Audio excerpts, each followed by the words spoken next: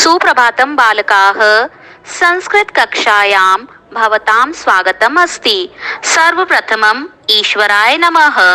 बच्चों, आज हम पाठ 5 पंडिता रमाबाई का अध्ययन करेंगे। आप पेज नंबर 25 निकालें एवं उस पर आज की दिनांक अंकित करें। बच्चों, इस पाठ में हम पंडिता रमाबाई के जीवन के बारे में पढ़ेंगे।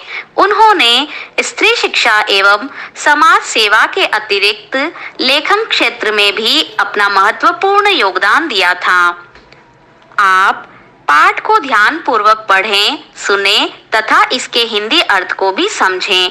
तो आइए पाठ पढ़ना प्रारंभ करते हैं। स्त्री शिक्षा क्षेत्रे अग्रगण्या पंडिता रमाबाई 1858 तमे ख्रीष्टाब्दे जन्म अलभत, अर्थात स्त्री शिक्षा के क्षेत्र में अग्रगण्या या प्रमुख पंडिता रमाबाई ने 1858 ईस्वी में जन्म लिया था।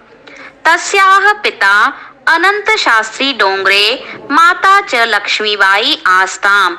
उनके पिता अनंत शास्त्री डोंगरे और माता लक्ष्मीबाई थी। तस्मिन् काले स्त्री शिक्षायाः स्थितिः चिंतनीया आसीत्। उस समय स्त्रियों की शिक्षा की स्थिति चिंतनीय थी, अर्थात अच्छी नहीं थी।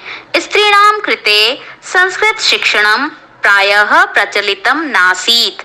स्त्रियों के लिए संस्कृत की शिक्षा या संस्कृत पढ़ना प्रायः प्रचलित नहीं था। किंतु डोंगरे रूढ़िबद्धां धारणां परित्यज्य स्वपत्नीं संस्कृतम अध्यापयत। लेकिन डोंगरे महोदय ने रूढ़ियों में बंधी हुई, जकड़ी हुई धारणाओं या परंपराओं को त्याग कर अपनी पत्नी को संस्कृत पढ़ाया।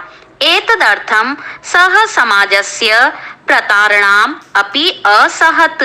इसलिए उन्होंने समाज की प्रताड़ना भी सही, क्योंकि उन्होंने उस समय की रूढ़ियों का त्याग करके अपनी पत्नी को संस्कृत पढ़ाया था। अनंतरम रमा अपि स्वमातुः संस्कृतं शिक्षां प्राप्तवती। बाद में रमाबाई ने भी अपनी माता से संस्कृत की शिक्षा प्राप्त की। कालक्रमेण रमायाः पिता विपन्नः संजातः। समय के अनुसार या कुछ समय पश्चात रमा के पिता निर्धन हो गए। तस्याः पितरौ ज्येष्ठा भगिनी च दुर्भिक्ष पीड़िताः दिवंगताः, अर्थात उनके माता पिता और बड़ी बहन अकाल से पीड़ित होकर दिवंगत हो गए या उनका देहांत हो गया। तदनंतरम रमा स्वज्येष्ठ भ्राता सह पदभ्याम समग्रम भारतम अभ्रमत। इसके बाद रमाबाई अपने बड़े भाई के साथ पैदल संपूर्ण भारत में घूमी। भ्रमण क्रमे सा कोलकातां प्राप्ता। घूमते घूमते वह कोलकाता पहुंची। संस्कृत वैदुष्येण सा तत्र पंडिता सरस्वती चेति उपाधिभ्याम विभूषिता। संस्कृत की विद्वता के कारण उन्हें वहां पंडिता और सरस्वती जैसी उपाधियों से विभूषित या सम्मानित किया गया।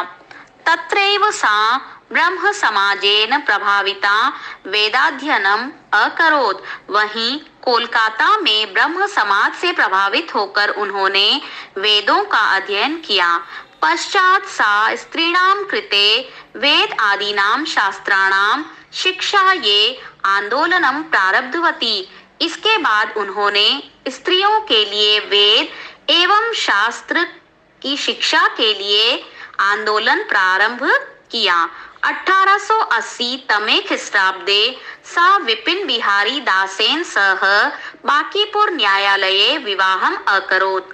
1880 ईस्वी में उन्होंने विपिन बिहारी महोदय के साथ बांकीपुर न्यायालय में विवाह किया।